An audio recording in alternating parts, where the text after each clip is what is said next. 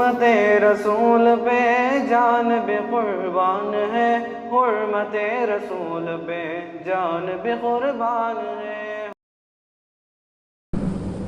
والصلاة والسلام على سید الانبیاء والمرسلین محمد وعلى آلہ واصحابہ اجمعین، اما بعد فقد قال اللہ تبارک وتعالی فی کلامہ المجید والفرقان الحمید: اعوذ باللہ من الشیطان الرجیم، بسم اللہ الرحمن الرحیم، وتعاونوا علی البر والتقوى ولا تعاونوا علی الاثم والعدوان، صدق اللہ العلی العظیم۔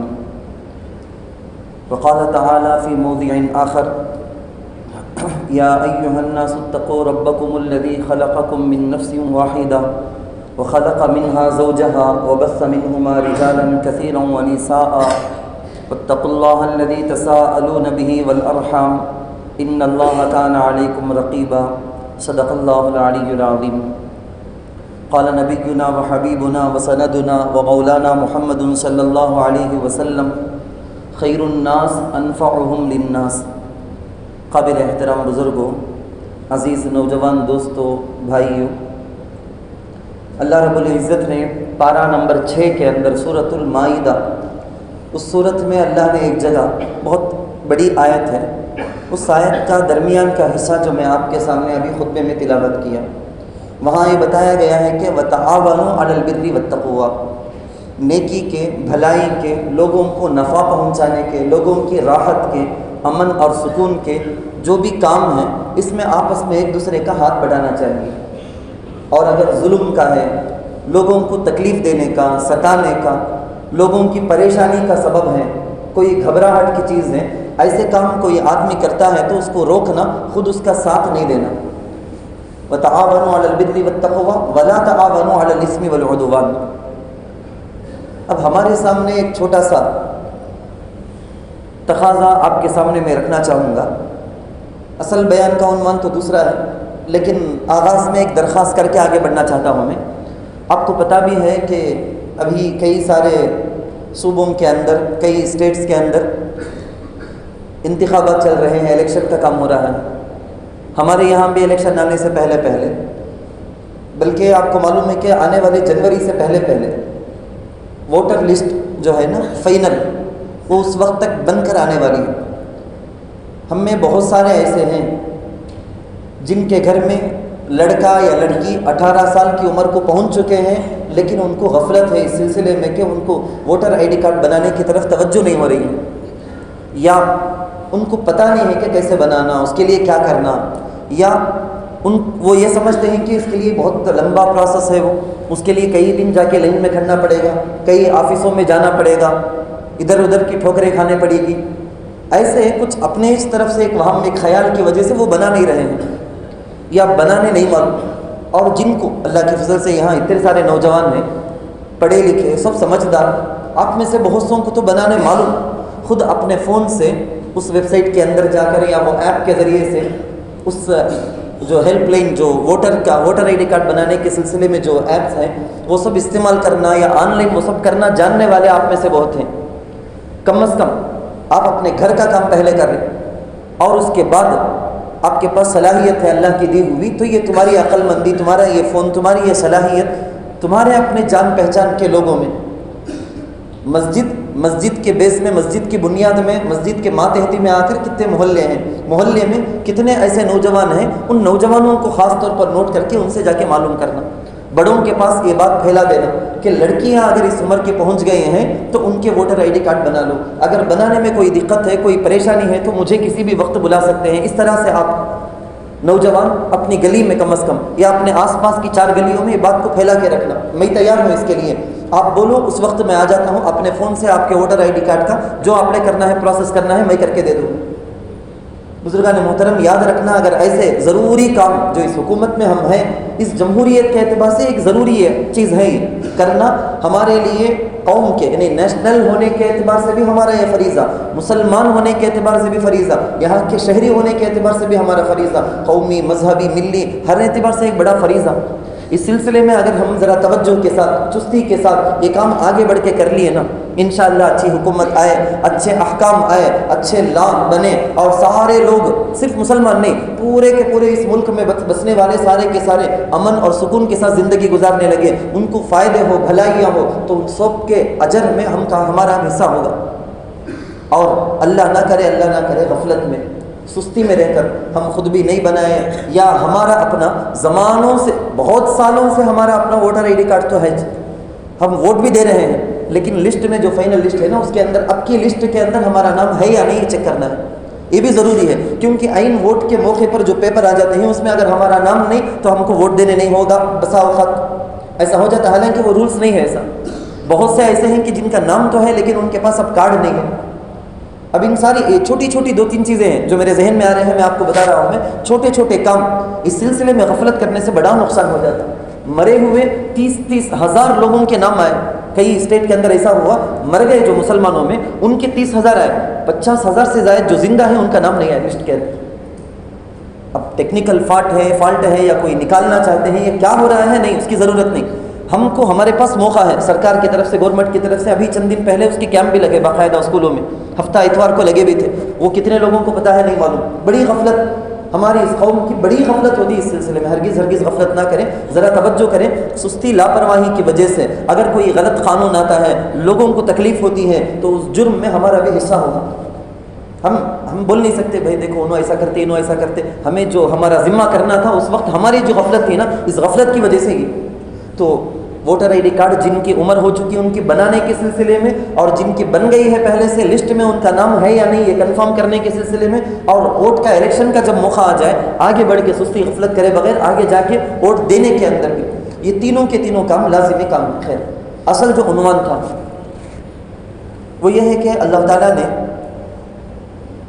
اس دنیا میں کائنات کے اندر انسانی جو نظام کو چلایا ہے، خاندان کا نظام، خاندان کا سسٹم اللہ چلاتا ہے۔ اس کو چلانے کے لیے سب سے پہلے اللہ تعالیٰ نے حضرت آدم علیہ السلام کو، اس کے بعد حضرت حوا رضی اللہ عنہا کو پیدا کیا۔ ان دونوں کے ذریعے سے ہی خاندان کا نظام چلا۔ یہ دو گویا ایسے ستون ہیں، پلر ہیں، ان پر ہی پورے کے پورے خاندان کی، پوری نسلوں کی عمارت قائم ہوتی ہے۔ یہ دو گویا ایسے انجن ہیں کہ سارے کے سارے جتنے بھی ڈبے ہیں، کوچ ہیں، یہ سارے کے سارے ان کی بدولت چلتی ہیں۔ ایک انسان کے ساتھ دوسرے انسان کا جو تعلق دنیا میں اللہ پیدا کیے، ان میں ہائیسٹ، سب سے پہلے اور سب سے زیادہ اہمیت، شریعت کے اندر سب سے زیادہ اس کا مقام و مرتبہ اگر بولے، میاں بیوی کے درمیان کا کنیکشن، شوہر کا بیوی سے، بیوی کا شوہر سے۔ سب سے پہلے اللہ نے پیدا کیا ہے انسانوں میں سے ایک مرد ایک عورت کو، اور سب سے پہلے زوجین، میاں بیوی ہی اللہ تعالیٰ جوڑی ہی ان کو بنایا۔ تو ایک انسان دوسرے انسان کے ساتھ تعلق ہم دنیا میں بولے تو بہت بول سکتے ہیں۔ ایک جگہ کام کرنے والے مینیجر اور اس کے نیچے کام کرنے والے لوگ، ایک جگہ کے اونر اور اس کے نیچے رہنے والے اسٹاف، ایک ماں باپ ہیں اور ان کے نیچے کی ان کی اولاد، ایک استاذ ہیں، ٹیچر ہیں، ان کے نیچے اس کے اسٹوڈنٹ شاگرد، نبی ہیں، ان کے نیچے اس کی امت ہے۔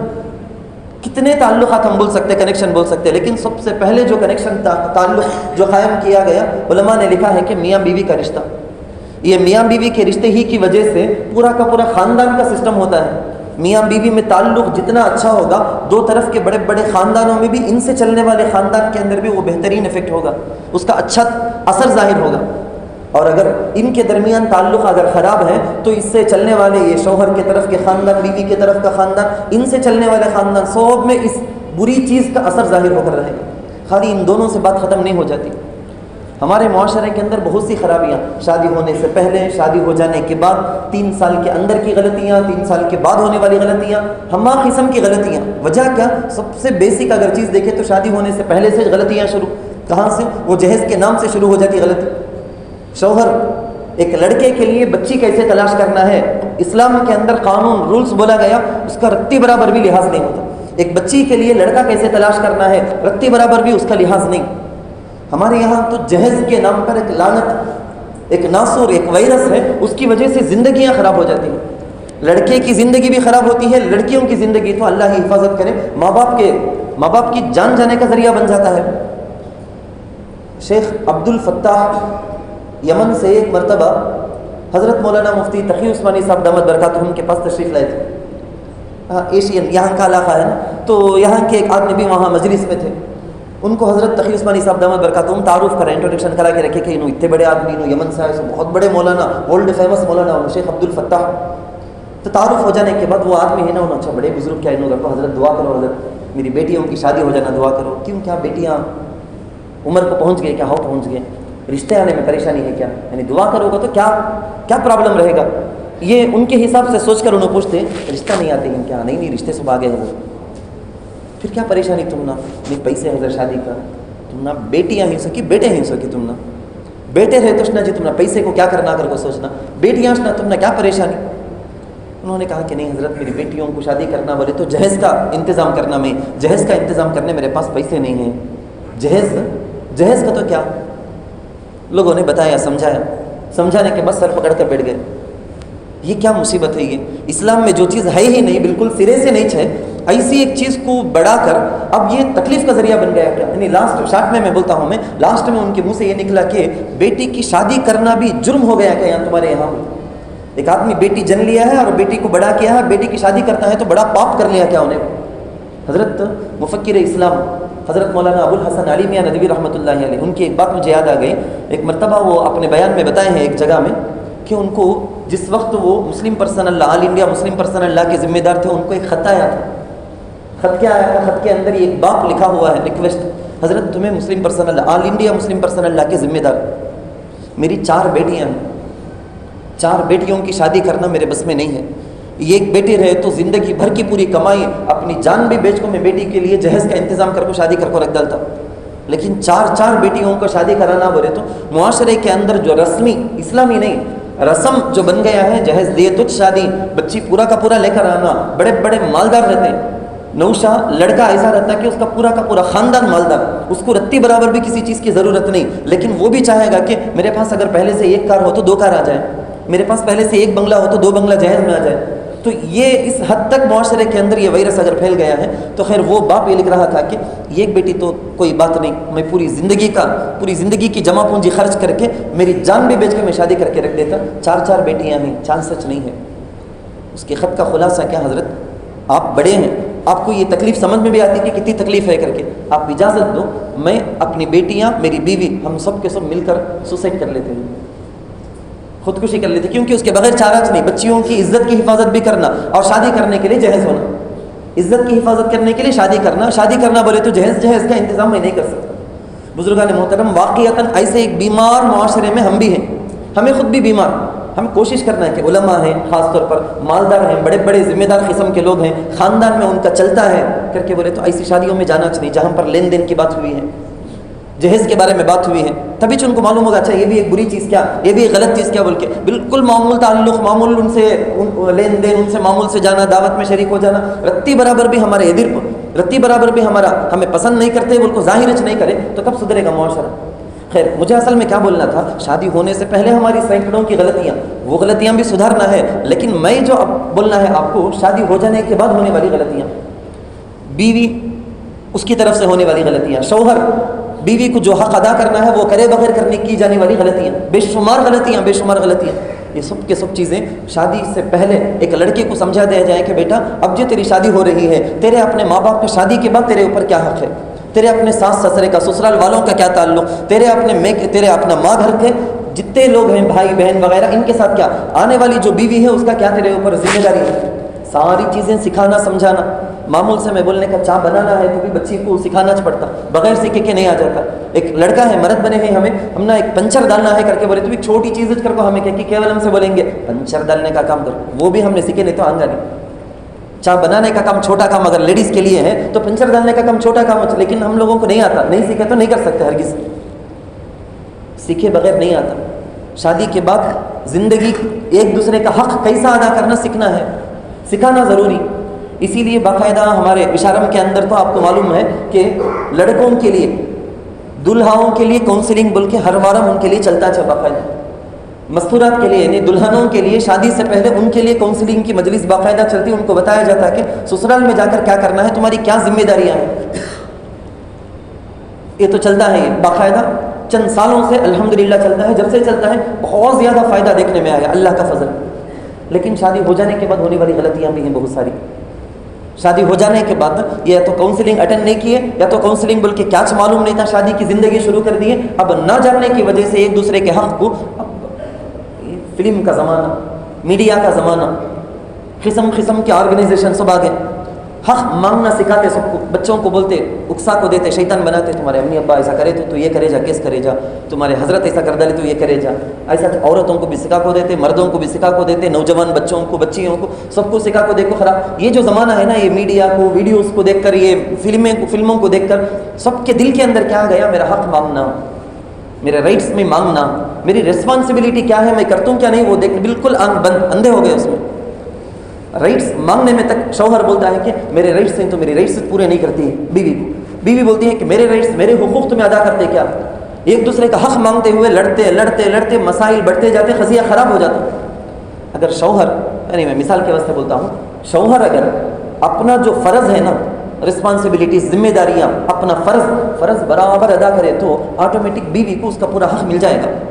بیوی اگر کیا انہیں کرنا ہے کہ رسپانسبلٹی شوہر کے لیے اس کے کیا کیا اس پر فرض ہے کہ وہ سب کام انہیں کرے تو شوہر کو ملنے والا پورا حق 100% حاصل ہو جائے گا. لیکن دنیا کے اندر یہ خصاص خراب ہو گیا ہے.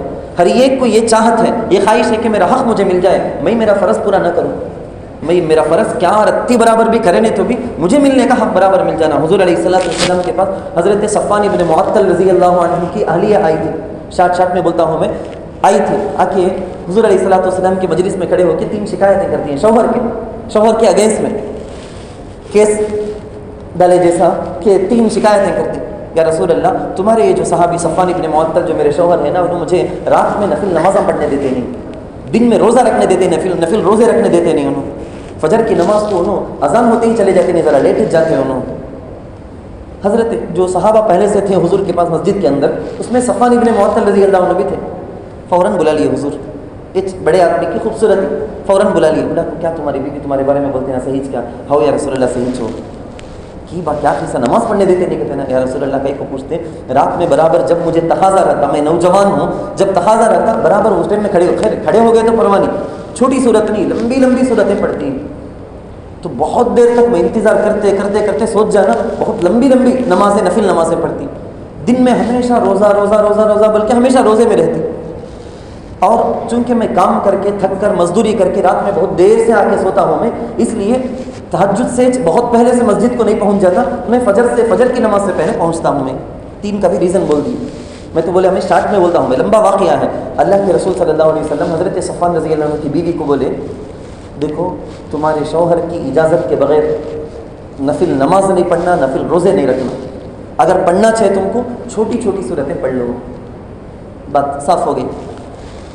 بیوی شوہر کے لیے، اللہ کے رسول صلی اللہ علیہ وسلم یہاں تک بول دیے کہ لو کنت آمر احدا، اگر میں دنیا میں کسی کو حکم دیتا کہ تم اس کا سجدہ کرو بول کے، ایک انسان کا دوسرے انسان پر اتنا بڑا حق، اتنا بڑا اس کا مقام و مرتبہ ہے، اس کو سجدہ کرنا، یہ بولنا رہتا تو صرف اور صرف میں بیوی کو بول کو رہتا تھا کہ تو شوہر کا سجدہ کر.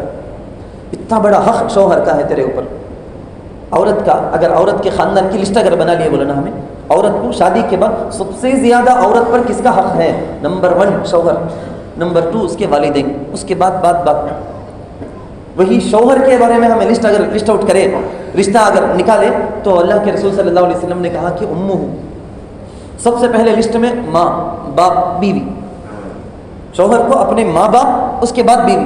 یا ہم بڑی غلطی یہی کرتے ہیں، بچی کی طرف سے، عارض کی طرف سے ہونے والی غلطی یہ ہے کہ شوہر کو درجہ دیتی نہیں جو ماں باپ کو یا بھائی بہن کو دے دیتی. اس کی وجہ کیا ہو؟ بچی کی غلطی نہیں، سکھایا نہیں گیا، غلط سکھایا گیا. ناجائز قسم کے لاڑ و پیار کی وجہ سے بھائی کے، ماں باپ کے، بچیوں کی زندگیاں برباد ہو رہی ہیں. حضور علیہ السلام، دیکھو ذرا غور کر کے دیکھو، بچوں کو نہیں بولا گیا تمہارے امی ابا کو سجدہ کرو بولو. میں ویسا بول کو رہتا تھا کر کو کبھی بھی بولے نہیں حضور. شاگرد کو، اسٹوڈنٹ کو، میں اپنے استاذ کو سجدہ کرو بول کو رہتا تھا کر کے بھی نہیں بولے، بائی چانس کر کو بھی نہیں بولے. کسی مرید کے بارے میں بولے نہیں، انہیں اپنے پیر کو، اپنے شیخ کو سجدہ کرنا کر کو میں بول کو رہتا تھا نہیں بولے کبھی بھی. حتیٰ کہ امتی، کسی ولی کو، کسی صحابی کو نہیں، امتی اپنے نبی کو سجدہ کرنے کا حکم میں دیکھو رہتا تھا کر کے بھی نہیں بولے. یہ درجہ ہے بیوی کے لیے شوہر کا. سکھائے بغیر، سمجھائے بغیر اس کو معلوم نہیں ہوگا. جب معلوم نہیں ہوگا، بے عزتی، شوہر کی بات نہیں ماننا، بے عزتی کرنا، خاندانوں کے اندر مسائل، یہ سارے کے سارے پیش آتے چلے گئے. سیکنڈ سائڈ، ہماری طرف سے ہونے والی غلطیاں کیا؟ بیوی اس کا حق کیا ادا کرنا ہے ہم کو. تو یہ بولا گیا ایک مرتبہ اللہ کے رسول صلی اللہ علیہ وسلم گزر رہے تھے, ایک صحابی اپنے غلام کو مار رہے تھے. اچھا یاد رکھ لینا کہ شوہر بیوی کے درمیان کا جو تعلق ہے نا, کوئی بڑا اونر اور اس کی کام والی, ایسا نہیں. آقا اور باندی والا رشتہ نہیں ہرگز. بہت سارے یہ سمجھتے ہیں کہ میں مرد بنا, میں میرے جوتی کے نوک میں رہنا میری بیوی, نہیں, ہرگز نہیں ہے. ان دونوں کے درمیان استوصوا بالنساء خیرا, حضور علیہ الصلوۃ والسلام نے کہا کہ میری طرف سے ایک تاکیدی نصیحت میں کرتا ہوں. کنڈپانا بولو اریورینا ولندرے ادے کنڈپا پڑچی نوڈیگا, پکا مضبوط پکڑو اور اس پر عمل کرو. کیا کرنا ہے؟ استوصوا بالنساء خیرا فانهن خلقن من ضلع, پسلی کی جو ہڈی ٹیڑھی ہے نا وہاں سے پیدا کی گئی. ذرا اونچ نیچ رہے تو ایڈجسٹ کر کو چلنے سیکھ لو. اسے نہیں میں کیسا پرفیکٹ کرتا ہوں, اسے بول کو سیدھا کرتے گا تو سیدھا کرتے سو نہیں, تمہیں توڑ دیتے ہیں سو سے, کیونکہ اس کی کراس رہنے میں جو اس کی خوبصورتی ہے, کچھ چیزیں ایسی ویسی رہے گی, پرفیکٹ ساری کی ساری نہیں. وعاشروهن بالمعروف فإن كرهتموهن شيئا فعسى أن تكرهوا شيئا ويجعل الله فيه خيرا كثيرا. 100 میں 99% تمہاری بیوی کی عادتیں تم کو پسند رہے گی. ایک چیز دو چیز کیا تمہیں پسند نہیں رہے گی, مگر وہ ایک یا دو میں ایسا اٹک جائیں گے, تمہیں کتنا بولے تو بھی سنتی نہیں, کتنے بار سے میں بھی بولیا ہوں, کتنا میں سمجھایا ہوں, ابھی تک بھی وہ سدھرتی نہیں, کیا کرتی نہیں, کیا وہ ایک میں یا دو میں ایسا اٹک جائیں گے کہ باقی 99-98% جو اچھی چیزیں ہیں اس کے اندر وہ پورے کے پورے کو تمہیں ناشکری کر کے پورا خاندان خراب ہو جائے گا, ٹوٹ جائے گا. سکھانا ہے ضروری. پودا لگاتے ہی فوراً بڑا جھاڑ نہیں بن جاتا, ذرا ذرا ذرا اس کے ٹائمنگ کی ضرورت ہے, اسے پانی دینے کی ضرورت ہے. رشتے کو حق ادا کرنا, رشتوں کو کتنا حق ادا کرتے رہتے کہ اتنا وہ بڑا درخت بنتے جاتا ہو. شادی ہو کو 3 سال تو کم سے کم لگتے شوہر بیوی کو, بیوی شوہر کو انڈرسٹینڈ کرنے میں, سمجھنے میں, ان کا مزاج کیا ہے, وہ کب کیسا چل لیتے, کیا چل لیتے, وہ سمجھ کر اس کے لائق ان کے پاس چل لینا. یہ سمجھنے کے لیے ٹائم ہونا, وہ ٹائم دینے کے لیے تیار نہیں. شادی ہو کے 20 سال ہو جاتے, ابھی تک بھی وہ انڈرسٹینڈنگ نہیں آتا ہے. وجہ کیا؟ میری کیا ذمہ داری کر کو نہیں جاننے کی وجہ سے. شادی ہو کر 30 سال ہو گئے, لیکن ویسی غلطیاں ہمارے سامنے آتے کیس کے اندر کہ سمجھ میں نہیں آتا. شادی ہو کر 6 مہینے میں بھی بعض جوڑیوں کے اندر انڈرسٹینڈنگ ہو جاتی, یا 30 سال ہو کو بھی نہیں آتا ہے. کیا بولے, خیر بولنا تو تھا بہت کچھ, لیکن کہنا کیا ہے, اصل میں ہم کو باقاعدہ یہ سب چیزوں کو سیکھنے کی ضرورت ہے. بیوی کا حق کیسا ادا کرنا ہے, قرآن میں جگہ جگہ مہر ادا کرنے کے بارے میں وآتوا النساء صدقاتهن نحلا, جہاں یہ بولا گیا ویسے یہ بھی بولا گیا وعاشروهن بالمعروف, یہ بھی بولا گیا انفقوا علیہن, ان کو پیسے دو بول کے. پیسے دینے کے اندر بڑی غلطیاں, کتنے کیس ایسا ہمارے پاس آتے ہیں کہ پیسے نہیں دیتا, بیوی کو 1 پیسہ نہیں دیتا. وہ اپنے بھانجا کوئی آ گیا, اپنے رشتے کا کوئی بچہ آ گیا, اپنے بیٹے کو کوئی ایمرجنسی ضرورت میں دینے کے لیے 1 پیسہ نہیں. کیا ضرورت تجھے پیسے دینے کی, میں تو پورا خرچہ کرتوں چنا, کرنٹ بل بنتوں چنا, وہ کرتوں چنا, وہ رہ گئے تو بس کیا.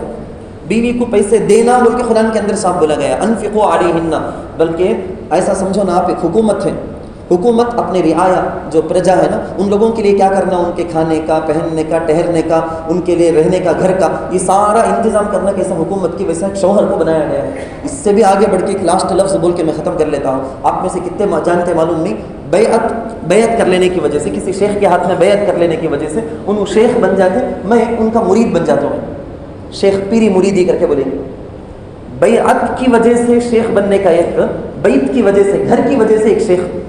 شوہروں کو, مجھے اور آپ کو اللہ یہ ذمہ دے کو رکھے, قو انفسکم واہلیکم نارا, اپنی بیوی بچوں کو کھلانے سے لے کر, پہنانے سے لے کر, ان کو پیسے دے کر رکھنا بیوی کے پاس, اسے گھر کا انتظام کرنا, اس کا مہر دینا, ماہانہ اس کا خرچ دینا, کپڑے کا انتظام کرنا, کھلانے کا انتظام کرنا, یہ پوری چیزوں کے ساتھ دنیاوی کے علاوہ اخروی بھی جہنم سے اسے بچانے کے لیے پورے ساز و سامان کرنا, اچھے اخلاق, اچھی عادتیں, یہ پورا کا پورا ذمہ تجھے. تو ایک شیخ ہے, سمجھ جاؤ. میں اگر شیخ بننا گا تو پہلے میں سیکھنا نا, میں گھر میں میری بیوی بچوں کے لیے میں اگر شیخ ہوں بولے تو پہلے میرا دل درست ہو کو سدھر کو رہے تو میں علماء کے پاس جانا, کتابیں پڑھنا, بیانہ سننا, میں پہلے اپنے آپ کو سدھار لیا تو گھر میں بیوی بچوں کو بھی سدھاروں گا, گھر جنت کا ماحول ہو جائے گا انشاءاللہ تعالیٰ. چنانچہ اسی لیے اب آنے والے اتوار کو جو بھی شادی شدہ مرد حضرات ہیں ان سب کے لیے, یہ آس پاس کے جتنے بھی علاقے ہیں, والا جاؤ, یہ بشارم, آرکاڈ, رانی پیٹ, ان سب کے واسطے ملا کے مدرسہ مفتاح العلوم کے اندر محمود حال میں شادی شدہ مرد حضرات کے لیے بول کے وہ 40 سال تک کے بھی, 40 سال تک شادی ہو کو, میری عمر 40 سال حضرت, 40 سال رہتے بھی پروان, ان سب کے لیے بول کے کاؤنسلنگ کا, میں جو بولا ہوں بالکل نمونہ خالی ٹچ کیا ہوں بس, اصل تو اس کے لیے ایک باقاعدہ ایک کورس ہے. ایک ورکشاپ کی طرح کیا کیا چیزیں پوائنٹ بولنے کا ہے، یہ ساری کی ساری چیزیں 10:30 سے ظہر تک ایک ضروری پیغام پروگرام ہونے والا ہے. جتنے بھی اپنے دوست احباب ہیں ان تک بھی پیغام پہنچا کر ان سب کو بھی ساتھ لانے کی کوشش کریں. اللہ تعالی ہم سب کو عمل کی توفیق نصیب فرمائے. آمین. وآخر